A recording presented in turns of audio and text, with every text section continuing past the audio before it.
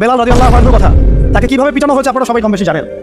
আরবের জাস্ট গরমে যদি একটা ওমরা করেন তাহলেই বুঝতে পারবেন যে গরমটা কেমন হতে পারে। কয়েকদিন আমাদেরকে রাস্তায় নামাজ পড়তে হয়েছে, এত ভিড় ছিল, ওখানে সেজদা দেওয়ার মতো কোনো পরিবেশ থাকে না, এত মানে গরম, ওখানে দাঁড়িয়ে থাকলে আপনার পায়ে মানে ফসকা পড়ে যান। ওখানে একটা মানুষের সারাদিন শুয়ে রাখা হবে উত্তপ্ত বালুর মধ্যে, উপরে যদি পাথর চাপা দেওয়া হয় আর সে তখনও বলতে থাকছে আহাদুন আহাদ, আল্লাহ এক আল্লাহ এক, তাহলে তার ইমানের জজবা চিন্তা করেন। এই জীবন মহাকাব্য রচনা করেছে। এই জন্য বেলাল রাদিয়াল্লাহু আনহু সেই ব্যক্তি যিনি মক্কা বিজয়ের পরে কাবা ঘরের ছাদে উঠে আযান দিয়েছেন। সুবহানাল্লাহ, চিন্তা করা যায়। তিনি সেই ব্যক্তি যার কথা নবী সাল্লাল্লাহু আলাইহি ওয়াসাল্লাম আলোচনা করতেন, তখন বলতেন যে বেলাল, যখনই আল্লাহ আমাকে জান্নাত দেখান তখন তোমার পায়ের আওয়াজ আমি আগে আগে শুনতে পারি, তুমি কি এমন আমল করো? তিনি বলছেন, আমি তো এক্সট্রা এমন কোনো আমল করি না, তবে যখনই আমার রোজু ছুটে যায় তখন আমি আবার রোজু করি এবং সেই রোজু দিয়ে আমি 2 রাকাত নামাজ পড়ি। তাই এত রোজু এরা আমল করার চেষ্টা করবো। আল্লাহ পাক আমাকে তৌফিক দান করেন, আপনাদেরকে তৌফিক দান করেন। উহুদ যুদ্ধ চলছে, শুরু হবে যুদ্ধ, সবাই শুনছে। ঠিক সেই সময় একজন সাহাবী হানজালা রাদিয়াল্লাহু আনহু সত্য বিয়ে করেছেন, বাসর করেছেন কতদিন, গত রাতে ফরজ গোসল করার সময় পান নাই, যুদ্ধের ডাক এসেছে, চলে গেছে এবং যুদ্ধ করতে করতে তিনি শহীদ হয়েছে। যুদ্ধের পরে তার লাশটাকে দেখা গেল যে সেই লাশটা মাটি থেকে শূন্যে ভেসে আছে এবং লাশটাকে পানি ছড়ে পড়তেছে। নবীজি বললেন যে সাল্লাল্লাহু আলাইহি ওয়াসাল্লাম যে ফেরেশতারা তাকে গোসল দিচ্ছে। এটাও মহাকাব্য, এই যে মহাকাব্য রচনা করে যাওয়া মহাকাব্য। তো হানজালা রাদিয়াল্লাহু আনহুর এই ঘটনাটা আপনারা পড়বেন। এরপরে অনেক আছে, আমি বলতে থাকলে অনেক সময় চলে যাবে। হামজা রাদিয়াল্লাহু আনহু নাম শুনেছেন? হামজা রাদিয়াল্লাহু আনহু উহুদের দিনে এমনভাবে যুদ্ধ করছিলেন যে তাকে যে হত্যা করেছে সেও বলেছে যে সে এমনভাবে যুদ্ধ করছিল মনে হচ্ছিল সে একজন উড়ন্ত বাজ পাখি। সামনে থেকে আমি তাকে আঘাত করার কোনো সুযোগ পাই নাই, পিছন থেকে পাথরের পিছন থেকে তাকে আমি দূর থেকে একটা বর্ষা নিক্ষেপ করেছিলাম, এই বর্ষা গিয়ে তার নাভির নিচে গিয়ে লাগে, পিছন দিয়ে বের হয়ে যায়। কিন্তু এই অবস্থাতেও তিনি তরোয়াল নিয়ে আমার দিকে তেড়ে আসতেছিলেন আমাকে মারার জন্য, কিন্তু তিনি পেরে ওঠেন নাই, পড়ে গেছে। তারপরে তার লাশকে ছিঁড়ে ফেলা হয় এবং কলিজাটা বের করে দাঁত দিয়ে কামড়ে খাওয়ার চেষ্টা করা হয়েছে। হামজা রাদিয়াল্লাহু আনহু ছিলেন বদর যুদ্ধের সবচেয়ে শ্রেষ্ঠ সাহাবী, বীর সাহাবী, যার হাতে অনেক কাফের মারা গেছে। এই জন্য উতবা সাইবা এদের পরিবারের পক্ষ থেকে একটা আক্রোশ ছিল যে যুদ্ধে জিতে আর না জিতে হামজাকে মারতে হবে। এই জন্য ওয়াহশী নামক একজন ব্যক্তিকে তারা হায়ার করেছিল। পরবর্তীতে সেই ওয়াহশী তিনিও ইসলাম কবুল করেছেন আলহামদুলিল্লাহ। তাকে অনেকে হামজা কাফের বলতো। পরে মুসাইলামা কাযযাবের হত্যা আল্লাহ পাক এই ওয়াহশীর হাতে করেছেন। সুবহানাল্লাহ, আল্লাহ পাক তাকদীর ঘুরিয়ে দিয়েছিলেন। হামজা রাদিয়াল্লাহু আনহু এই আত্মত্যাগটা কিন্তু ইতিহাস হয়ে আছে, মহাকাব্য হয়ে আছে না? এমন এত মহব্বত নবী সাল্লাল্লাহু আলাইহি ওয়াসাল্লাম তাকে করতেন, এত মহব্বত করতেন যে ওয়াহশী যখন ইসলাম কবুল করতে আসছেন জিজ্ঞাসা করছেন যে তুমি কিভাবে কাইফা কাতালতা হামজাকে কিভাবে হত্যা করেছেন? তিনি ব্যাখ্যা করলেন এইভাবে হত্যা করেছেন। তখন নবীজি বললেন যে যদি তুমি আমার থেকে তোমার চেহারাটাকে দূরে রাখতে পারো তাহলে সেটাই করো। মানে তার হাতে ইসলামের বায়াত নিয়েছেন, ইসলাম কবুল করলেন, তারপর নবীজি বললেন যদি তুমি তোমার চেহারাটাকে আমার থেকে দূরে রাখতে পারো দূরে রাখো। আর আমরা তো বিগত 20-30 বছরের মানে অগণিত জুলুমকে জাতীয় খবর ঘোষণা করতে চাচ্ছি। হ্যাঁ, আপনারা এমন জানি মক্কা বিজয় করছেন, আপনারা কি মক্কা বিজয় করছেন যে সবাইকে গণমাফ করতে যাচ্ছেন? আবু সাঈদের কিসাস কবে হবে? আবু সাঈদের কিসাস কবে হবে এটা দেখার অপেক্ষায় আছি। মুগ্ধদের কিসাসটা কবে হয় সেটা দেখার অপেক্ষায় আছি। তাদের সময় মাঠে যারা ছিল, যারা নির্দেশ দিয়েছে, যারা পিছনে ছিল, যারা পর্দার আড়ালে ছিল, তাদের কি হয় পরিণতি শেষ পর্যন্ত এটা আমরা দেখার অপেক্ষা আছে। জালেমকে তার শাস্তি দিতে হবেই, আইনের একদম সুশাসন নিশ্চিত করতে হবে, না হলে দেখবেন এরা যদি পার পেয়ে যায় এরা অন্য স্রোতে এসে আবার জুলুম করবে না, কোনো গ্যারান্টি নেই, কোনো গ্যারান্টি। আপনাদেরকে একটা কথা বলে রাখি, বদর যুদ্ধের সময় 70 জন বন্দী হয়েছিল, মনে আছে? এই বন্দীদের ব্যাপারে কি করা হবে, এই বন্দীদের ব্যাপারে কি করা হবে মাশওয়ারা হচ্ছে। অনেকের অনেক মত, এখানে ওমর ইবনুল খাত্তাবের একটা মত ছিল, নাম তো শুনেছেন। ওমর রাদিয়াল্লাহু আনহুর মত হচ্ছে ইয়া রাসূলুল্লাহ সবগুলোকে হত্যা করতে হবে। কেন? আল্লাহ পাক বলেছেন নূহ আলাইহিস সালামের কণ্ঠে, রব্বি লা তাযার আলাল আরদি মিনাল কাফিরিনা দাইয়ারা ইন্নাকা ইন তাযারহুম ইউদিল্লু ইবাদাক ওয়া লা ইয়ালিদু ইল্লা ফাজিরুন কাফার। আল্লাহ তুমি এই জমিনের মধ্যে, নূহ আলাইহিস সালাম এই দোয়াটা করেছিলেন, আল্লাহ তুমি এই জমিনের মধ্যে একটা কাফেরকে অবশিষ্ট রেখো না। এটা ওই সময়কার কথা বলছে, যখন মহাপ্লাবন আসবে তার আগে কথা। তিনি 950 বছর দাওয়াত দিয়েছিলেন, দাওয়াত দিয়ে যখন এই অবস্থা 40 জন মানুষ ইসলাম কবুল করছে আর কি, তখন তিনি এই দোয়াটা করতে বাধ্য হয়েছে এবং আল্লাহ পাক সেই দোয়া কবুল করেছিলেন, সবাইকে সমূলে ধ্বংস করেছিলেন। তো ওমর রাদিয়াল্লাহু আনহু বলছেন ইয়া রাসূলুল্লাহ বদরের এই বন্দীদের ব্যাপারে আমার মাশওয়ারা হচ্ছে এটা, মুক্তিপণ দরকার নাই, হ্যাঁ ওদেরকে অন্য কোনো দিকে ফোকাস করার দরকার নেই, এদের সবগুলোকে গর্দান নামায় দেন, শেষ খালাস। এরা যদি থাকে পরে আপনার বিরুদ্ধে আবার ষড়যন্ত্র করবে। তো শেষমেশ তার রায়টা কিন্তু কবুল করা হয় নাই, বরং রক্তপণ এবং মুক্তিপণ নেওয়া হয়েছে এবং আরও অনেক পদ্ধতি অবলম্বন করা হয়েছে।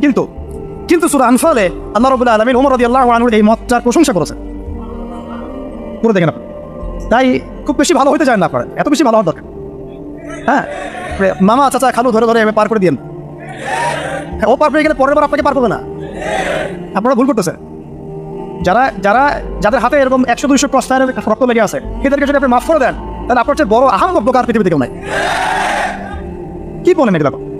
ইসলামের বিধান হচ্ছে একজন মানুষকে যদি কেউ হত্যা করে অন্যায় হবে তাকেও শাস্তির আওতায় মৃত্যুদণ্ড কার্যকর করতে হবে। আর যাদের হাতে এরকম 10টা 20টা 30টা করে ক্রস ফায়ারে রক্ত লেগে আছে, আপনি ওদেরকে মাফ করে দিবে? এত বেশি ভালো হইতে ইসলাম শিখায়নি তো আমাদের। এগুলো তো ভালো না, এগুলো বোকামি। এগুলো কি? এগুলো তো ভালো না, এগুলো হচ্ছে কি বোকামি। ইসলাম শিখে আমাদেরকে ডিপ্লোম্যাটিক হতে, ম্যাচিউরড হতে। সুবহানাল্লাহ। আমি এগুলো দেখে খুব আসলে হতাশ, তাই একটু আক্রোশের কথা বলে ফেললাম, কিছু মনে করুন। মানে আমি বুঝি না, আমরা এই সাইকোলজির সাথে যাই না। একজন ব্যক্তি যদি 10টা মানুষকে এভাবে নির্মমভাবে খুন করতে পারে, জবাই করে দিতে পারে, আপনি তো জানেন না বিষয়গুলো। মানে একটা রুমে গিয়ে একদম বেদর পিঠা একজনকে হাত পা ভেঙে দিয়ে পরে পাশের রুমে এসে ভিডিও গেমস খেলতেছে, পাবজি ভিডিও গেমস খেলতেছে। এই মানুষগুলোকে আপনি যদি মাফ করে দেন, তাহলে তো আসলেই বলবো যে আপনার চেয়ে বড় আহম্মক আর গর্দপার কি বলবো, কি সব ডিসকো আপনার চেয়ে, মানে জাতির প্রতারক, জাতীয় প্রতারক আর কেউ নাই আপনাদের। মানে যদি এরকম কেউ করেন, তাহলে জাতির রিপ্রেজেন্টেটিভ হওয়ার যোগ্যতাই নেই আপনাদের। আমার কথা মাইন্ড করেন না, আমি খোলামেলা কথা বলে দিলাম। কারণ এখন সব কথা কিছু কথা খোলামেলা আপনাকে বলতে হবে, নাহলে অনেক কথা ইনসাফ হবে না। ইনসাফ করতে হবে, আল্লাহ আমাদেরকে বড় তৌফিক দান করেন।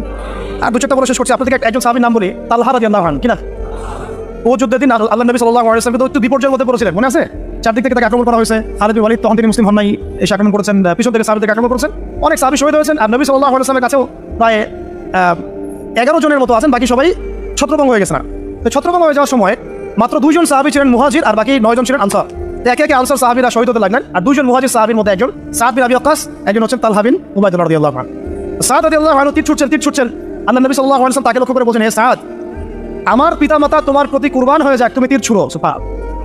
সাহাবীরা সবাই বলতেন, ইয়া রাসূলুল্লাহ, আপনার জন্য আমার পিতামাতা কুরবান হোক। আল্লাহ নবীজি নিজে বলেছেন, হে সাদ, তোমার জন্য আমার পিতামাতা কুরবান হোক। এই একমাত্র সাহাবী যিনি ইসলামের ইতিহাসে প্রথম তীর নিক্ষেপ করেছিলেন, সাদ বিন আবি ওয়াক্কাস রাদিয়াল্লাহু আনহু। আর তালহা রাদিয়াল্লাহু আনহু তরল চালাচ্ছিলেন। বলা হচ্ছে, ইতিহাসের পাতায় এসেছে, সিরাতের পাতায় এসেছে যে তার গায়ে, মানে তালহা রাদিয়াল্লাহু আনহুর গায়ে তখন প্রায় 40 থেকে 50টা আঘাতের চিহ্ন লেগেছে, বর্ষার তীরে তরোয়ার। এই অবস্থায় তিনি নবী সাল্লাল্লাহু আলাইহি ওয়াসাল্লামকে কাঁধে উঠিয়ে উহুদ পাহাড়ের একটা পার্শ্বদেশ দিয়ে উপরে উঠিয়ে সেফ একটা জায়গায় নিয়ে রেখে দিয়েছে। নবীজি বলেছেন, তোমরা যদি কোনো জীবন্ত শহীদকে দেখতে চাও, তাহলে তালহাকে দেখো। এগুলো হচ্ছে সত্যিকারের মহাকাব্য।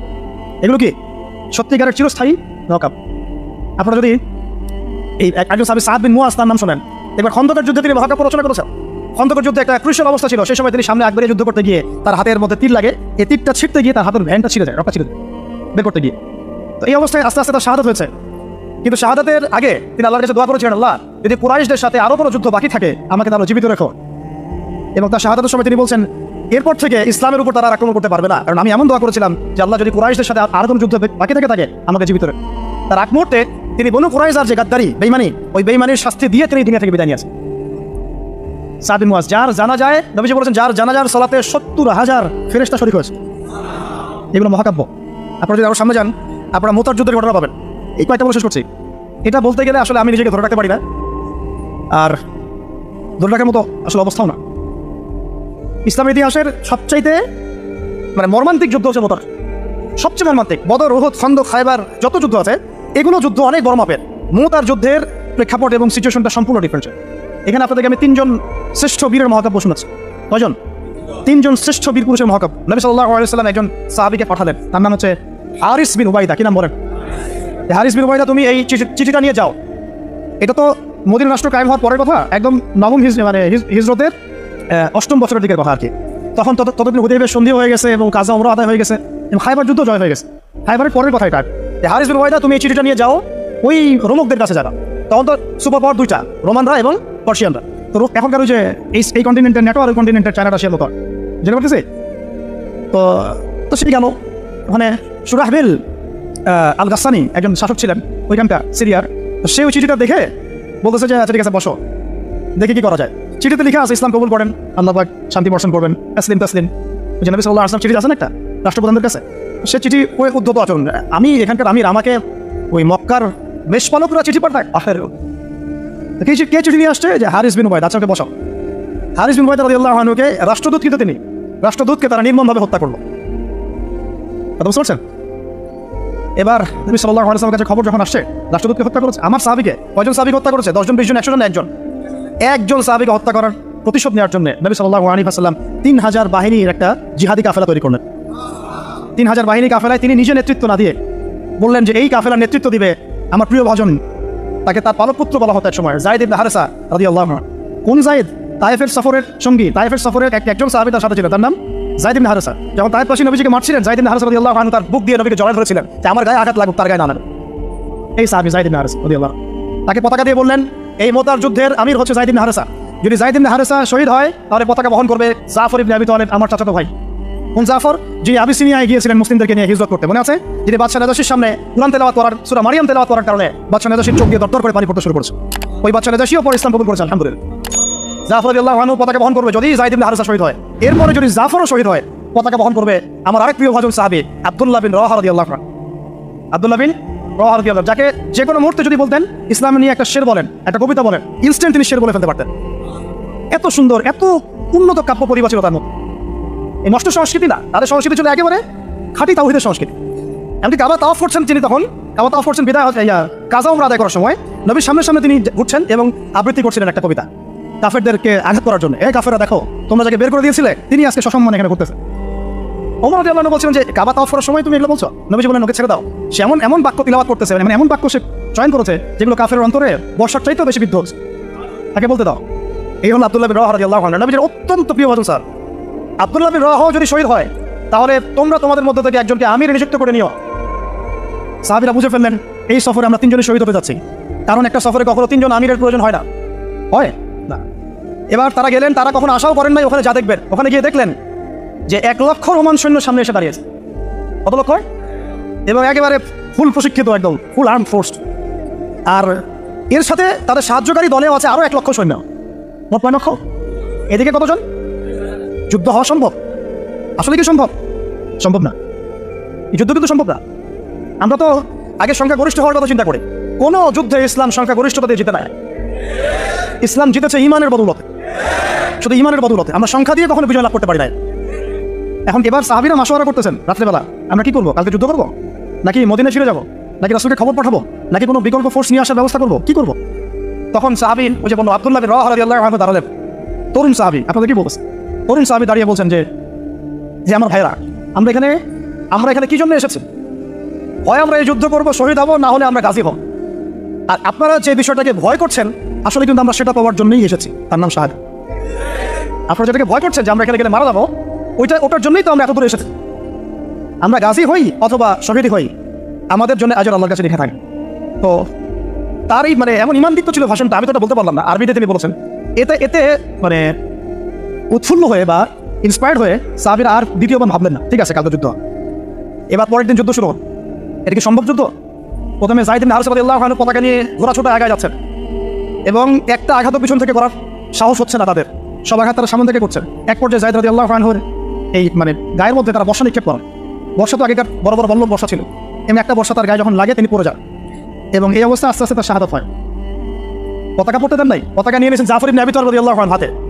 এবং জাফর রাদিয়াল্লাহু আনহু যুদ্ধ করতে থাকেন, এত বীর বিক্রমে যুদ্ধ করতে থাকেন যে এক পর্যায়ে তিনি তার নিজের কালো এবং লাল ডোরা কাটা ঘোড়া ছিল, সেই ঘোড়ার পা নিজেই কেটে ফেলেন যে আমার যেন পালিয়ে যাওয়ার মন না উঠে পাওয়া, তারা যেন আমার ঘোড়া ইউজ করতে না পারে।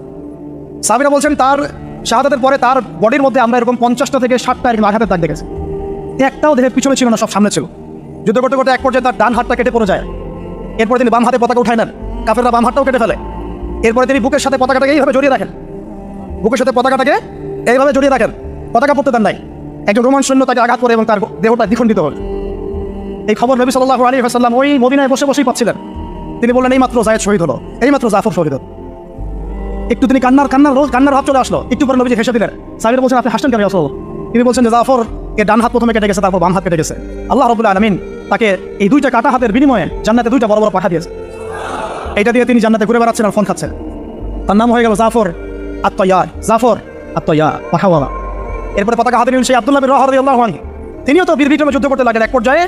এক পর্যায়ে তিনি একটু কান্না করেছিলেন। সাহাবীরা বলছেন আপনি ভয় কান্না করতেছেন?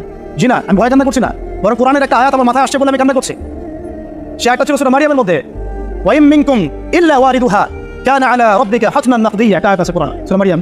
এটা হচ্ছে আপনার রবের একেবারে একটা চিরনির্ধারিত একটা বিষয়, যে তোমাদের সবাইকে, আবার বলছি ওয়া ইম মিনকুম ইল্লা ওয়ারিদুহা কানা আলা রাব্বিকা হাতমান মাকদিয়্যা, মানে তোমাদের সবাইকেই আবশ্যিকভাবে ম্যান্ডেটরিভাবে এই জান্নাত জাহান্নামের উপর অবস্থিত এই পুল সিরাত পার হতেই হবে। এটা তোমার রবের একটা প্রাচীন একটা মানে স্টেটমেন্ট, এটা তোমাকে করতেই হবে, সবাইকে করতে হবে। এই আরেকটা মনে হয় আমার কান্না আসতেছে। একজন তাকে একটা হাড্ডি ওনা গোশত এনে দিয়েছিল, তিনি সেই গোশতটা খাওয়ার জন্য চেষ্টা করছিলেন, পরে একটা কামড় দিয়ে ফেলে দিয়েছেন। তারপরে তিনি ছুটলেন যুদ্ধ করার জন্য এবং ওই সময় একটা কবিতা আবৃত্তি করেছে যে আমার মন, হে আমার মন, তোমার নফস হয়তো চাচ্ছে, তুমি হয়তো চাচ্ছ এখান থেকে পালিয়ে যাওয়ার জন্য, জেনে রাখো সামনে তুমি যা দেখছো এর পিছনে আছে জান্নাত। বা শেষমেশ কি জীবন দেখেন, কি কি ব্যক্তিত্ব, কি ক্যারেক্টার, কেমন গায়রত, কেমন ইজ্জত, কেমন সম্মান, কি জীবন। এরপরে তিনিও শহীদ হলেন, পতাকা হাতে তুলে নিলেন আল্লাহর বীর খালেদ বিন ওয়ালিদ রাদিয়াল্লাহু, তাকে পতাকা দেওয়া। তিনি কিন্তু নতুন মুসলিম হয়েছে। উহুদের যুদ্ধের যে ক্রাইসিস, এটা কিন্তু তার হাতে।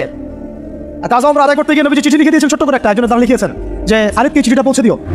ওখানে লেখা আছে, খালিদ তুমি যদি কাফেরদের পক্ষ অবলম্বন না করে মুসলিমদের পক্ষ নিতা কতটা ভালো। ঠিক আছে, একটা লেখা একটা চিঠি খালিদ রাদিয়াল্লাহু আনহু একবারে কলিজাটা কাঁপায় ফেলছে। তিনি মক্কা থেকে মদিনায় গিয়ে নিজে ইসলাম কবুল করে আসছেন এবং নবী সাল্লাল্লাহু আলাইহি ওয়াসাল্লাম তাকে কিন্তু আন্ডারস্টিমেট করেন নাই। তার হাতে উল্টা তরোয়াল উঠাই দিয়ে বলছেন যে আজকে থেকে এই তরোয়াল তোমার এবং তোমার নাম হচ্ছে সাইফুল্লাহ, তুমি আল্লাহর তরবারি। এরপর থেকে তিনি প্রায় 80-90টা যুদ্ধ করেছেন, সবগুলোতে জয়লাভ করেছেন। ওই খালিদ রাদিয়াল্লাহু আনহু পতাকা তুলে নেন মোতার যুদ্ধে। তারপরে সিরাতের মধ্যে আসছে, তিনি বলছেন নিজের ভাষায় যে ওই দিন আমার হাতে 9টা তরোয়াল ভেঙে গেছে। যুদ্ধ করতে করতে করতে করতে ওই দিন আমার হাতে 9টা তরোয়াল ভেঙে গেছে। তিনি ছিলেন যুদ্ধ কৌশল অত্যন্ত পারদর্শী, হুটে হুটে করে কাজ করতেন, অনেক পারদর্শী। তিনি ডানের সৈন্যকে বামে নিয়ে আসছেন, বামেরটাকে ডানে নিয়ে গেছেন, সামনেটাকে পিছনে নিয়ে আসছেন, পিছনেটাকে সামনে নিয়েছেন। বসা যারা ছিল তাদেরকে পিছনে নিয়ে আসছেন, তীরন্দাজদেরকে সামনে দিয়েছেন, মানে ওদেরকে ধাবা চাকা খাওয়াই দিয়েছেন যে ওরা মনে করতেছে এরা মনে অনেক, হ্যাঁ এরা মনে আরো বিকল্প ফোর্স নিয়ে আসছে বলা হয়। ওরা আস্তে আস্তে পিছনে থেকে যাওয়া শুরু করতেছে, আর এদিকে মুসলিমরা একটু একটু করে সেফ জোনে আসার চেষ্টা করতেছে পিছনে থেকে। ওরা ভাবতেছে পিছনের সামনে যদি আগাই হয়তো পিছন থেকে ওরা আরো সৈন্য নিয়ে আসছে, আমাদেরকে আটকে এই আল্লাহ ভয় চাপাই দিলেন, এরা পালাই চলে গেল। 3000 সৈন্য নিয়ে 2 লক্ষ সৈন্যকে পরাজিত করা হচ্ছে। খালিদ রাদিয়াল্লাহু আনহু বললেন আমার হাতের সেই দিন 9টা তরোয়াল ভেঙেছে, আর শেষমেশ ছোট্ট একটা ইয়েমেনি চাকু দিয়ে আমি যুদ্ধ করছি। তারা চিন্তা করেন কত কাফের মারা গেছে। আর মুসলিমদের মধ্যে মাত্র 12 জন সাহাবী শহীদ হয়েছে, মাত্র 12 জনকে তারা মারতে পারছে, বাকিদেরকে মারতে পারবে। এইগুলো হচ্ছে মহাকাব্য, জাদুল্লাহমান মহাকাব্য, যেগুলো আমাদের এই প্রজন্মকে জানা উচিত এবং আপনাদের মাথায় থাকা উচিত। প্রত্যেকটা সংগ্রাম, প্রত্যেকটা বিপ্লব, প্রত্যেকটা অভ্যুত্থানের পিছনে যেন থাকে আল্লাহর সন্তুষ্টি, আল্লাহর দিন কায়েমের চেষ্টা, আল্লাহর দিনের খেদমতের চেষ্টা এবং ইনসাফ প্রতিষ্ঠার চেষ্টা, এবং জালেমের বিরুদ্ধে আমাদের অবস্থান সবসময় শক্ত থাকবে ইনশাআল্লাহ। এরকম অনেক ঘটনা আছে, আমি আজকে আর বলার সুযোগ পেলাম না। ইনশাআল্লাহ আরও একদিন আল্লাহ যদি তৌফিক দেন ইনশাআল্লাহ তাআলা আমি আপনাদের সাথে আবার এগুলো সেশন করবো ইনশাআল্লাহ। দিবে আমরা শুধু দোয়া করবো, আল্লাহ আবাবিল পাখি পাঠিয়ে ইহুদিদেরকে হত্যা করো, তাই না? আর আল্লাহ পাকও নিশ্চয়ই আবাবিল পাঠাবেন। মনে রাখবেন, এটা আবাবিল পাখি আসার যুগ নয়, এটা আবরাহার যুগ নয়, এটা আবরাহার যুগ নয় যে আবাবিল আসবে। আবাবিল পাখির নাম নয়, আবাবিল মানে ঝাঁকে ঝাঁকে, তৈরন আবাবিল, আবাবিল মানে ঝাঁকে ঝাঁকে। এটা আবাবিলের যুগ নয়, আবরাহার যুগ নয় যে আবাবিল এসে আপনাকে উদ্ধার করবে বিপদ থেকে। এটা মূসার যুগ নয় আলাইহিস সালাম, যে আকাশ থেকে মান্নার সালোয়া পড়বে, রিজিকের জন্য আপনাকেই বের হতে হবে, আল্লাহর উপর তাওয়াক্কুল করতে হবে। এটা কোন যুগ? আল্লাহ বলছেন এটা এই যুগ। ইন তানসুরুল্লাহ ইয়ানসুর, তোমরা যদি আল্লাহকে সাহায্য করো তবেই আল্লাহ তোমাদেরকে সাহায্য করবেন। একদম স্পষ্ট শুনে রাখেন, এখন আসমান থেকে ফেরেশতা নামবে না এখন আমাদের জন্য, এখন নামবে না। তোমরা যদি আল্লাহর দিনকে সাহায্য করো তবেই আল্লাহ তোমাদেরকে সাহায্য করবেন। ওয়া ইউসাব্বিত আকদামাকুম, তোমাদের পা আল্লাহ পাক শক্তিশালী করবেন, দৃঢ় রাখবেন। এটা এই যুগ। এটা কোন যুগ? আল্লাহ বলছেন ইন্নাল্লাহা লা ইউগাইয়িরু মা বিকওমিন, আল্লাহ পাক কোনো কওমের অবস্থা ততক্ষণ পরিবর্তন করেন না, হাত্তা ইউগাইয়িরু মা বিআনফুসিহিম, যতক্ষণ না তারা নিজেরাই নিজেদের অবস্থা পরিবর্তনের চেষ্টা করে। এটা এই যুগ। এখন আপনার জন্য আবাবিল আসবে না। এটা কোন যুগ? আল্লাহ বলছেন ওয়াইন তাতাওয়াল্লাউ, যদি তোমরা চেষ্টা না করো, মুখ ফিরায় চলে যাও, ইয়াস্তাবদিল কওমান গায়রাকুম, আল্লাহ তোমাদের সবাইকে সরিয়ে দিবেন, দিয়ে নতুন একটা কওম নিয়ে আসবেন। সুম্মা লা ইয়াকুনু আমসালাকুম, তারা তোমাদের মতো অপদার্থ হবে না। আমাদেরকে সরাতে আল্লাহ পাকের কি দরকার হয়? একটা ভাইরাস, একটা মহামারী, একটা ভূমিকম্প, আজকে একটু নড়া দিয়েছে না, এগুলো কিচ্ছু না, এগুলো ওয়ার্নিং আসতেছে। কারণ মহামারীর পরে সানাওয়াতু জালাজিল আসবে, হাদিস আসছে। ভূমিকম্প শুধু না, ভূমিকম্পের বছরগুলো আসছে সামনে। সানাওয়াতু সানা মানে একটা বছর, সানাওয়াত মানে অনেকগুলো বছর, জালজালা মানে ভূমিকম্প, জালাজিল ভূমিকম্পের বহু বছর, সানাওয়াতু জালাজিল মানে ভূমিকম্পের বছরগুলো তোমাদের সামনে আসছে। কে বলেছেন এটা? নবী সাল্লাল্লাহু আলাইহি ওয়াসাল্লাম। এখন পর্যন্ত কি বিশ্ব দেখেছে যে কয়েক বছর ধরে ভূমিকম্প হচ্ছে? ইতিহাস পড়ে দেখেন তো কখনো এসেছিল? তার মানে সামনে আসবে। কেন আসবে না? কোন কোন পাপের কারণে আসে? জিনা, ঘরে ঘরে জিনা, ঘরে ঘরে জিনা। ঘরে ঘরে বলতে প্রত্যেকটা ঘর বুঝাই নাই, অবশ্যই অনেক ঘর পবিত্র ভালো আছে, অনেক জায়গায় বেশিরভাগই জিনার মধ্যে ঢুকে আছি আমরা। নাউজুবিল্লাহ, হেফাজত করুন। মাদক, অশ্লীলতা, আর কি কারণে আসে? বেপরদামি, বেহায়াপনা, মিউজিক্যাল ইনস্ট্রুমেন্ট, এই তো কারণগুলো তো এইগুলাই। মাপে কম দেওয়া। পৃথিবীতে সর্বপ্রথম যে কমটাকে ভূমিকম্প দিয়ে ধসিয়ে দেওয়া হয়েছে সেটা হলো কওমে মাদিয়ান। কোন কম? কওমে মাদিয়ান, শুআইব আলাইহিস সালামের কওম। কি পাপের কারণে ভূমিকম্প দিয়ে ধসিয়ে দেওয়া হলো? তারা মাপে কম দিত, তারা মাপে কম দিত এবং মানুষের সম্পদ আত্মসাৎ করতো, মানুষের সম্পদ আত্মসাৎ করতো। এই দুইটা পাপই এখন করা হচ্ছে। প্রচুর ব্যবসায়ী মাপে কম দেন, মানুষের সম্পদ আত্মসাৎ করেন। আল্লাহ পাক আমাদেরকে হেফাজত করুন, আমিন। এই জায়গায় ছিলাম, অনেক ভিতরে চলে যাবো না হলে। মৌলিক জায়গাটায় আসেন যে এখন মনে করবেন না যে বিশ্বের মধ্যে শিরক নাই, প্রতিটা সেক্টরেই শিরক আছে। আর তারা এই পুরো বিশ্ব ব্যবস্থাটাকে নিয়ন্ত্রণ করছে কি কারণে? যাতে করে তারা মুসলমানদের উপর তাদের নির্যাতনের স্টিম রোলার চালাতে পারে এবং তাদের মানে বিশ্ব পরিচালনার এই সুপ্রিম অথরিটি তাদের হাতে নিতে পারে, আর কিচ্ছু না। প্রত্যেকটা বিষয় নিয়ন্ত্রিত হচ্ছে আকসা কেন্দ্রিক, জেরুজালেম কেন্দ্রিক, জায়নিজম কেন্দ্রিক এবং পশ্চিমারা। আমরা কোনো না কোনোভাবে এই প্যাচে পড়ে গেছি। বলছিলাম যে এডুকেশন আপনি শিখ পাবেন, ইকোনমিতেও পাবেন, পলিটিক্স নিয়ে আমি বলতে চাচ্ছি না কথা, এটা খুব ভালো করেই আমরা জানি যে আমরা কোন পথে হাঁটছি। এগুলো আল্লাহ রাব্বুল আলামিনের খেলাফতের দায়িত্ব নয়। যা চলছে ওয়ার্ল্ডে এগুলো আল্লাহ রাব্বুল আলামিনের খেলাফতের দায়িত্ব নয়। যেহেতু প্রসঙ্গটা এসে গেছে, নসিহত স্বরূপ, শুধু নসিহত, এর বেশি কিচ্ছু করার নাই আমাদের। নসিহত না করলে কি হবে? আপনি আল্লাহর সামনে কালকে আমাদের দ্বারাই বলবেন যে আদনান ভাই আমার এলাকায় আসছিল, প্রসঙ্গটা উঠেছিল, তিনি আমাকে সতর্ক করেন নাই, আমি দাওয়াত পাই নাই। আর দাওয়াত দেওয়ার সুন্নত আল্লাহ রাব্বুল আলামিন কোরআনের সূরা তাহার মধ্যে বলেছেন। কোন সূরায়? আল্লাহ পাক কি বলেছেন শুনুন। আল্লাহ পাক বলেছেন ইযহাবা ইলা ফিরআউন, তোমরা দুজন মুসা আর হারুন তোমরা ফিরআউনের কাছে যাও। তার কাছে ইযহাবা ইলা ফিরআউনা ফাইন্নাহু তাগা, সে সীমা লঙ্ঘন করেছে। কিন্তু ওয়াকুলা লাহু কাওলান লাইয়িনা লাআল্লাহু ইয়াতাযাক্কারু আও ইয়াখশা, আল্লাহ বলেন ফিরআউনের কাছে গিয়ে কর্কশ ভাষায় কথা বলো না, আঘাত করে কথা বলো না। ঠিক আছে, আমরা যেটা করি অনলাইনে অফলাইনে, খুব কর্কশ ভাষায় কথা বলি, আঘাত করে কথা বলি, এটাকে সওয়াবের কাজ মনে করি, এগুলো গোনা এবং দাওয়াতের মানহাজের সম্পূর্ণ বিপরীত চলে। নিজের ভাইয়ের গোশত খাই বসে বসে। আল্লাহ পাক বলেন ওয়াকুলা লাহু কাওলান লাইয়িনা, ফিরআউনের মতো কাফেরের সামনে দাঁড়িয়েও তুমি নরম ভাষায় কথা বলো, নম্রতা প্রদর্শন করো। কেন? লাআল্লাহু ইয়াতাযাক্কারু আও ইয়াখশা, হতে পারে সে উপদেশ গ্রহণ করবে এবং আমাকে ভয় করবে। কত চমৎকার দাওয়াতের পদ্ধতি ইসলামে দিয়েছে। এখন আমাকে বলেন যে আল্লাহ পাক কি জানতেন না যে ফিরআউন পরবর্তীতে ঈমান আনবে না? আল্লাহ জানতেন না? তারপরেও কেন এটা আয়াত নাযিল করলেন? আমাদের জন্য, আমরা শিখতে পারি। ওই জায়গা থেকে আমি কথা বলছি। দেখুন আপনি কোন শিরকের মধ্যে আছেন, কেন আপনি এই জীবনে গিয়ে ভুল করছেন, কোন জায়গায় ভুল করছেন? ভাই হিসেবে আমি নসিহতটা করে যাচ্ছি, রাগ করবেন? শুনে নেবেন তাহলে। কোরআনের শুরুতেই দেখবেন আপনি একটা আয়াত আছে, বিসমিল্লাহির রহমানির রহিম, ওয়াইজ ক্বালা রাব্বুকা লিল মালাইকা ইন্নী জাঈলুন ফিল আরদি খলিফা। হে নবী মুহাম্মদ সাল্লাল্লাহু আলাইহি ওয়াসাল্লাম স্মরণ করেন ওই সময়ের কথা যখন আমি আল্লাহ ফেরেশতাদেরকে বলেছিলাম যে আমি পৃথিবীতে আমার খলিফা পাঠাতে চাই। কি ওয়ার্ড আল্লাহ ইউজ করেছেন? খলিফা পাঠাতে চাই। তো ফেরেশতারা বলছেন আতাজআলু ফিহা মা ইউফসিদু ফিহা ওয়া ইয়াসফিকু দিমা, আপনি কি এমন কাউকে পাঠাতে চাচ্ছেন যে পৃথিবীতে গিয়ে রক্তপাত ঘটাবে এবং ফাসাদ সৃষ্টি করবে? তাই করছে কিনা মানুষ? বুঝে নাই পৃথিবীতে মানুষ ফাসাদ সৃষ্টি করছে কিনা, রক্তপাত ঘটাচ্ছে কিনা? ফেরেশতারা তাদের দূরদর্শিতায় সঠিক ছিল কিনা? ছিল। তারপর আল্লাহ পাক বললেন ইন্নী আ'লামু মা লা তা'লামুন, আমি যা জানি তোমরা সেটা জানো না। মানে আমার এমন অনেক শুকরগুজার বান্দা থাকবে যারা এই কাতারভুক্ত হবে না। ঠিক আছে, আল্লাহ রাব্বুল আলামিন আদম আলাইহিস সালামকে খলিফা বললেন। এরপরে অনেক গল্প, এটা বলতে অনেক সময় লাগবে। নাম শিক্ষা দিলেন, সমস্ত নাম মানে জ্ঞান, সমস্ত জ্ঞান ফেরেশতাদেরকে দিয়ে সেজদা করালেন। ইবলিস করলো না, মনে আছে? ইবলিস করলো না, উল্টা চ্যালেঞ্জ করলো। কি চ্যালেঞ্জ করলো? যে আপনি খলাকতানি মিন নার ওয়া খলাকতাহু মিন তিন, আমাকে সৃষ্টি করেছেন আগুন দিয়ে, তাকে মাটি দিয়ে, আমি কেন সেজদা করবো? আল্লাহ বলছে মা মানাআকা আল্লা তাসজুদা ইযা আমারতুক, তোমাকে সেজদা করতে কে নিষেধ করলো? তখন সেই যুক্তি দেখালো আল্লাহ রাব্বুল আলামিনের সামনে। আল্লাহ পাক বলেন ফাখরুজ মিনহা ফাইন্নাকা রাজিম, এখান থেকে বের হয়ে যাও, আমার আদেশ অমান্য করে তুমি অভিশপ্ত শয়তান হয়ে গেছে। ফাইন্না আলাইকা লা'নাতা ইলা ইয়াউমিদ্দিন, কিয়ামত পর্যন্ত তোমার উপর লানত। ইবলিস বলছে আনজিরনি ইলা ইয়াউমি ইউবআসুন, আচ্ছা ঠিক আছে আমাকে বের করে দিচ্ছেন, আমাকে কিয়ামত পর্যন্ত অবকাশ দেন। আল্লাহ বলছেন ফাইন্নাকা মিনাল মুনজারিন, যাও তোমাকে অবকাশপ্রাপ্তদের অন্তর্ভুক্ত করা হবে। এবার ইবলিস চ্যালেঞ্জ করছে ফাবিমা আগওয়াইতানি, হে আল্লাহ আপনি যার জন্য আমাকে বের করে দিলেন, হে আদম সন্তানরা শুনেন কথাটা ভালো করে, প্রত্যেক আদম সন্তান কথাটা ভালো করে শুনেন। ফাবিমা আগওয়াইতানি, হে আল্লাহ আপনি যে আদমের কারণে আমাকে এখান থেকে বের করে দিলেন, লাআকউদান্না লাহুম সিরাতাকাল মুস্তাকিম, আমি সেই আদম সন্তানের এই সরল পথে ওত পেতে বসে থাকবো, একদম ওত পেতে বসে থাকবো। সুম্মা লাআতিয়ান্না মিন বাইনি আইদিহিম, আমি আদম সন্তানদের সামনে থেকে আসবো, ওয়া মিন খালফিহিম তার পিছন দিক থেকে আসবো, ওয়া আন আইমানিহিম তাদের ডান দিক থেকে আসবো, ওয়া আন শামাইলিহিম তাদের বাম দিক থেকে আসবো, ওয়া লা তাজিদু আকসারাহুম শাকিরিন, আপনি বেশিরভাগ আদম সন্তানকে শুকরগুজার পাবেন না। ইবলিস তার চ্যালেঞ্জে সঠিক না ভুল? এখনকার বিশ্ব এবং পরিবেশের দিকে তাকায় দেখেন, বেশিরভাগ মানুষ আল্লাহর পথে আছে না নাই? আল্লাহ পাক তাকে বের করে দিলেন। সে আরও একটা চ্যালেঞ্জ করেছিল, সে চ্যালেঞ্জ করেছিল, এটা আমি আজকে স্টাডি করতে গিয়ে পেয়েছি, বিকজ আজকে একটা ইস্যু আমার সামনে এসেছিল, তো মনে হলো যে এটার দলিলটা কোথায় বের করতে হবে। তো দেখলাম যে ওয়াও, এটা তো ইবলিসের চ্যালেঞ্জ। এখনকার যে প্রবলেমসগুলো আপনি ফেস করছেন, জিনার প্রবলেম, ফ্রি মিক্সিংয়ের প্রবলেম, তারপরে এই যে ব্যভিচারের প্রবলেম, অশ্লীলতার প্রবলেম, ইভেন ট্রান্সজেন্ডারের প্রবলেম, ট্রান্সজেন্ডারের প্রবলেম, সমকামিতার প্রবলেম, এগুলো ইবলিসের চ্যালেঞ্জ ছিল। সুবহানাল্লাহ, এগুলো ইবলিস আল্লাহর সাথে চ্যালেঞ্জ করেছিল যে আমি আদম সন্তানকে এইভাবে পথভ্রষ্ট করবো। কি বলেছে জানেন? সূরা নিসা 119 নম্বর আয়াতে ইবলিসের চ্যালেঞ্জটা করেছে, ওয়ালা উদিল্লান্নাহুম, শুধু তাই নয় আমি আদম সন্তানদেরকে অবশ্যই পথভ্রষ্ট করবো। এক, ওয়ালা উমান্নিয়ান্নাহুম, আমি অবশ্যই আদম সন্তানদেরকে মিথ্যা আশ্বাস দিব। কি দিব? মিথ্যা আশ্বাস দিব। ওয়ালা আমুরান্নাহুম, আমি আদম সন্তানকে আদেশ করব, ফালাইউবাত্তিকুন্না আযানাল আনআম, তারা পশুর কানগুলোর মধ্যে ছিদ্র করা শুরু করবে। আরো আছে ওয়ালা আমুরান্নাহুম, আমি তাদেরকে আরো আদেশ করব, ফালাইউগাইয়িরুন্না খালকাল্লাহ। এইটাই হচ্ছে কথা।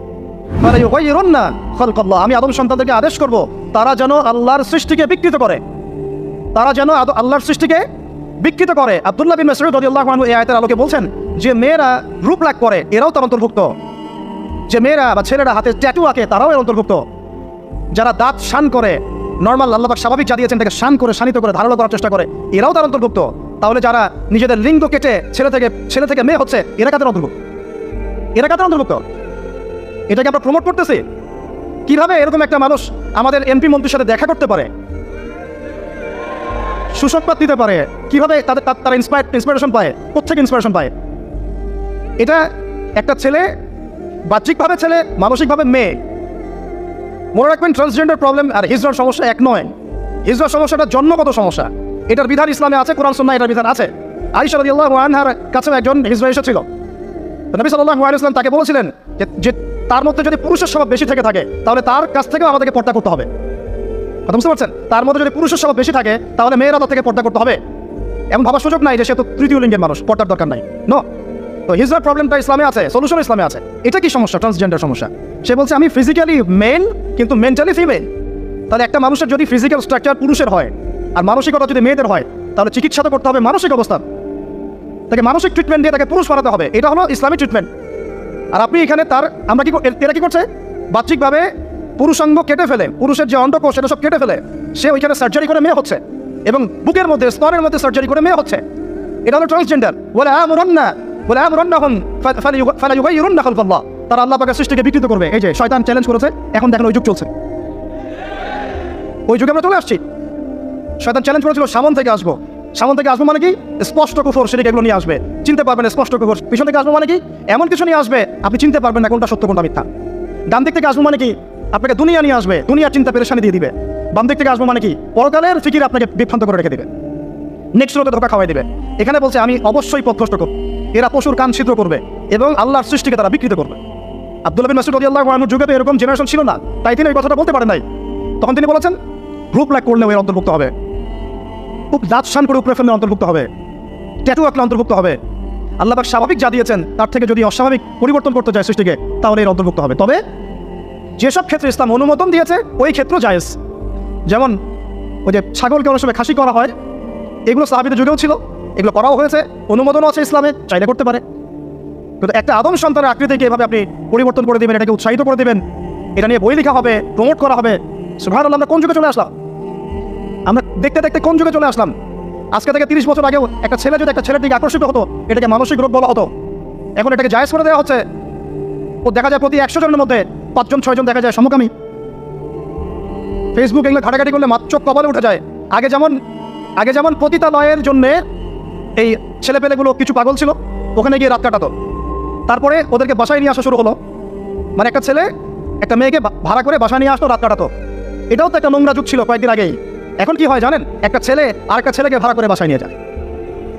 আল্লাহ পাকের গজব টেনে নিয়ে আসতেছেন আপনারা, আল্লাহ পাকের গজবটা জোর করে টেনে নিয়ে আসতেছেন। আল্লাহ পাক গজব দিতে চাচ্ছিলেন না আপনাদের উপরে, এবার দিবেন ইনশাআল্লাহ। জোর করে আল্লাহর গজব টেনে আনতেছেন। আমি জেনারেশনের অধঃপতনের স্তরগুলো আপনাকে দেখাতে পারবো। আগে চিঠি লিখতো গোপনে গোপনে, লজ্জা শরম হায়া ছিল, রিক্সায় করে যাওয়া যাবে না, কেউ দেখে ফেললে সমস্যা হবে। তারপরে এমন জেনারেশন আসলো সব কিছু ওপেন, ওদের আলাপই শুরু হয় হ্যান্ডশেক থেকে এবং 7 দিনের মধ্যে বেড়ে যাওয়া শেষ। এরপর চেঞ্জ করতে থাকে একটার পর একটা। তারপর চলে আসলো সিরিয়ালের যুগ। সিরিয়াল এসে শেখালো বাসায় স্বামী থাকলেও যথেষ্ট না, বাইরে একটা স্বামী লাগবে। বাসায় মেয়ে থাকলে যথেষ্ট না, আরেকটা বউ বাইরে লাগবে। এটা শুরু হলো, এটা চলতে শুরু করলো, এখন এটা কমন হয়ে গেল। আপনারা কি মনে করেছেন? নবী করিম সাল্লাল্লাহু আলাইহি ওয়াসাল্লাম বলেছেন আল্লাহর পরে যদি আমি কাউকে সেজদা করার আদেশ করতাম আমি মেয়েদেরকে বলতাম তারা যেন স্বামীদেরকে সেজদা করে। এখন তো আপনারা সব তসলিমা নাসরিনের ফ্যান হয়ে বসে আছে। ওরা আপনাদেরকে ব্রেইন ওয়াশ করে দিয়েছে। সব ক্ষেত্রে সমানাধিকারের কথা আপনাকে কে বলেছে?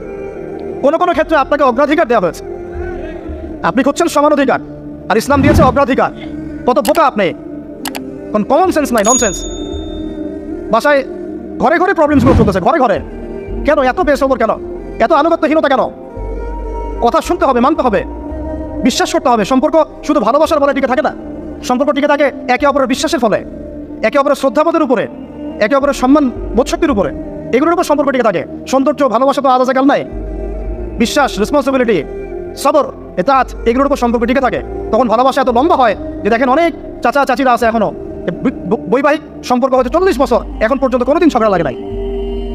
এমনকি ওই চাচিকে আপনি বলেন যে বাসার থেকে অন্য জায়গায় থাকতে, ও স্বামী মরে গেলেও ওই স্বামীর ভিটা ছাড়তে রাজি না, না আমি আমার এই স্বামীর ভিটা ছাড়তে রাজি নই।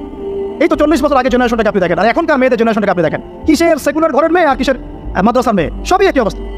ইল্লা মাশাআল্লাহ, ইল্লা মাশাআল্লাহ। এখন এগুলোর ফলশ্রুতিতে যখন দেখা যাবে যে কনফ্লিক্ট তৈরি হচ্ছে, তখন আবার দেখা যাবে কি আইন কানুন সমাজ পরিবেশ সব মেয়েদের পক্ষে, দিন শেষে আপনি দোষী হয়ে যাবেন, দিন শেষে দোষটা আপনার ঘাড়ে এসে পড়বে। মানে সমস্যা ক্রিয়েট হতে হতে হতে হতে এমন একটা জায়গায় যাবে যে তখন আপনি রিয়াক্ট না করে থাকতে পারবেন না। তখন যদি আপনি রিয়াক্ট করে ফেলেন, সব দোষটা তখন আপনার ঘাড়ে গিয়ে পড়ে। এভাবে আস্তে আস্তে পরিবারগুলো ভেঙে যাচ্ছে। ভালো লাগছে না, আল্লাহ পাকের নিয়ামত ভালো লাগছে না। আর যারা দিনদার, যে স্বামীরা দিনদার, পরেজগার, মুত্তাকি এবং দ্বীনের পথের পথিক, তাদের জন্য স্ত্রীদের ভূমিকা কেমন হওয়া উচিত? স্বামীকে স্পেস দিতে হবে, তার মাথাটাকে ঠান্ডা রাখতে হবে, তাকে আল্লাহর জন্য ওয়াকফ করে দেওয়া লাগবে যে আমার স্বামী আল্লাহর জন্য, আমার স্বামী উম্মতের সম্পদ, তার জন্য কোনো পেরেশানি না হয়, তাকে যেন এক গ্লাস পানিও ঢেলে খেতে না হয়, সে ওই টাইমটা যেন আল্লাহর দিকে দিতে পারে। এতে আমিও জান্নাতে যাবো, সেও জান্নাতে যাবে ইনশাআল্লাহ। পরিবারগুলো এইভাবে হচ্ছে না। কিছু কিছু বিষয় আমি নিজেও খুব ফেড আপ। আবার অনেক সময় আমরা যারা আছি, আমরা আবার স্ত্রীদের উপর অনেক বেশি কঠোর হয়ে যাই। এত বেশি কঠোরতা দিয়েও আসলে পরিবারকে শক্ত করা যাবে না। নরম হতে হবে, সবর করতে হবে, ধৈর্য ধরতে হবে। তবে সব কিছুর একটা সীমা আছে। ওই সীমা অতিক্রম করে গেলে তখন কি আর করার? তখন আসহাবুল কাহফ হয়ে যেতে হবে। আসহাবুল কাহফ, নিজের কবরের ফিকে নিজে করি, নিজের পথ নিজে বুঝে, কিছু করার নাই। তো যেখান থেকে এখানে আসছি ভাই, আমি অনেক লম্বা সময় নিয়ে ফেলতেছি, আপনাকে বিরক্ত হচ্ছেন? আচ্ছা, এই যে আল্লাহর সৃষ্টিকে বিকৃত করা, এই যে আমি আপনাকে জেনারেশনের ক্রমবর্ধমান অধঃপতন দেখাচ্ছিলাম। ওই সময় ছিল এরকম, তারপরে আসতেছে না, তারপরে ব্যভিচারের যুগ, তারপরে পারিবারিক ভাঙনের যুগ চলতেছিল, এরপরে আসলো সমকামিতার যুগ। এবং সমকামিতা আস্তে আস্তে ওপেন হতে হতে নতুন স্বপ্ন নিয়ে আসছেন ট্রান্সজেন্ডার। মানে এখন ভিতর থেকে নাকি সে ছেলে, বাইরে থেকে মেয়ে, বাইরে থেকে ছেলে, ভিতর থেকে মেয়ে। মানে বাইরে থেকে ছেলে, ভিতর থেকে মেয়ে, আবার ভিতর থেকে ছেলে, বাইরে থেকে মেয়ে। যদি এমনই হয় তাহলে সমস্যাটা কি শারীরিক না মানসিক? আমাকে বলেন, এই সমস্যাটা কি শারীরিক সমস্যা না মানসিক? ওর জন্য মানসিক হাসপাতাল খোলেন, ওর জন্য ওকে পাবনায় পাঠান, অথবা অন্য কোনো জায়গায় পাঠান, চিকিৎসা করতে হবে। মাথা থেকে সে মেয়ে, একটু বোঝেন, মাথা থেকে মেয়ে, বাইরে থেকে ছেলে, সার্জারি করে সে মেয়ে হচ্ছে। মেয়ে হয়ে কার সাথে সে সেক্সুয়াল সম্পর্ক করবে? ছেলের সাথে না মেয়ের সাথে? ছেলের সাথে না মেয়ের সাথে? তাহলে আগে ছিল ছেলে, সার্জারি করে হলো মেয়ে, যৌন সম্পর্ক করবে কার সাথে? ছেলের সাথে। তার মানে সে ছেলে ছিল, ছেলের সাথেই যৌন সম্পর্ক করছে। এই আদতে একটা সমকামী। এটা ট্রান্সজেন্ডারশিপ নয়, এটা একটা সমকামিতাই। শুধু একটা ঘুরিয়ে খেলেন আপনি, ওই সুদকে সরাসরি খাওয়ার, ঘুরিয়ে খাওয়ার মতো। একটা ছেলে, একজন মনে করেন যে মেয়ে, ফিজিক্যালি মেয়ে, মানসিকভাবে ছেলে, সার্জারি করে এখন সে ছেলে হতে যাচ্ছে। তো এই যৌন সম্পর্ক করবে কার সাথে? মেয়ের সাথে। তাহলে সৃষ্টিগতভাবে ছিল মেয়ে, যৌন সম্পর্ক করছে এখন মেয়ের সাথে, সেও একটা সমকামী। তাহলে আদতে এইসব নামগুলো দিয়ে আমরা সমকামিতা প্রমোট করলাম। আর সমকামিতা সম্পর্কে এই যে আল্লাহ পাকের কালাম কুরআনুল কারীমের মধ্যে এমন ভয়াবহ শাস্তির কথা আছে যেটা অন্য কোনো পাপের কারণে হয়নি। ওই যে প্রথম তাগুতের গোড়া পশ্চিমারা এটা সুন্দর করে ভিডিও করে ইন্ডাস্ট্রি খুলে নায়ক আমাদের রেডিমেড ভাড়া করা থাকে, পর্ন স্টারগুলো, এরা সমকামী। এই সমকামিতার ভিডিওগুলো সারা বিশ্বে ছড়িয়ে দিয়ে মানুষের মগজগুলো আস্তে আস্তে ওইদিকে নিয়ে গেল। কেউ জানতোই না যেগুলো বলে কিছু আছে। এটা ইন্ডাস্ট্রি, একটা ফিল্ম ইন্ডাস্ট্রির মধ্যে একটা ইন্ডাস্ট্রি। এই নায়িকা থাকে, ওরা ওদের নায়িকা টাকা দিয়ে ভাড়া করা হয়, করে এদেরকে দিয়ে কাজগুলো তারা করে। এটা তারা এনজয় করে না, শুটিং করে। তারা এগুলো এনজয় করে না, কি করে? শুটিং করে। একটা দুইটা ক্লিপ, এগুলো একদিন দুই দিনে হয় না, এটা 1 সপ্তাহ ধরে, 2 সপ্তাহ ধরে, 1 মাস ধরে শুটিং করতে হয়। যারা এই পথ থেকে ফিরে আসছে তাদের বিবৃতি হচ্ছে এগুলা। খুবই নির্মম। যে করতে চায় না, ওই প্যাচের মধ্যে পড়ে গেলে ওকে বিভিন্নভাবে ব্ল্যাকমেল করে করানো হয়। তো এই ভিডিওগুলো সারা বিশ্বে ইন্টারনেটের মাধ্যমে ছড়িয়ে দেওয়া হলো, মানুষ দেখে এগুলো শিখলো।